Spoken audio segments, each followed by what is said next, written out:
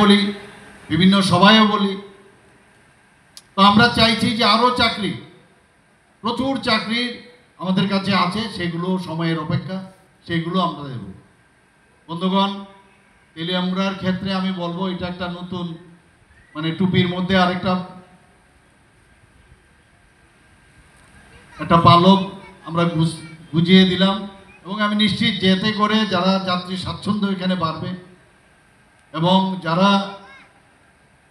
Motor গাড়ি চালান আমার শ্রমিক ভাইয়েরা, তাদের পক্ষে অনেক সুবিধা হবে এই তেলিয়ামুড়াতেই মোটর স্ট্যান্ড হওয়ার। আর আমি মনে করি যে এখানে যারা স্কুলে যারা পড়ুয়া ছাত্রছাত্রীরা, তাদের জন্য অনেক সুবিধা হবে, এবং সেই দিশায় আমরা এখানে কাজ করছি। আমাদের সবকা সাথ সবকা বিকাশ বিশ্বাস আর তার প্রয়াসে যে কর্মযোগ্য সারা ভারতবর্ষে মাননীয় প্রধানমন্ত্রীজি করছেন, আমরাও সেটা করছি।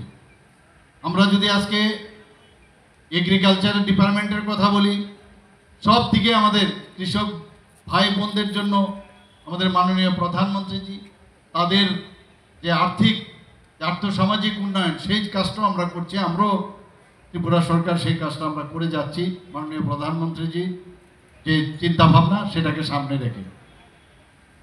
শিক্ষা হোক, স্বাস্থ্য হোক, বিভিন্ন পরিকাঠামো উন্নয়ন হোক, সব বিষয়ে আমরা এই প্রায়োরিটি বেসিসে সেই কাজটা আমরা করছি। মানুষের যাতে দক্ষতা বৃদ্ধি হয়, তার দিকেও আমরা অগ্রাধিকার দিচ্ছি।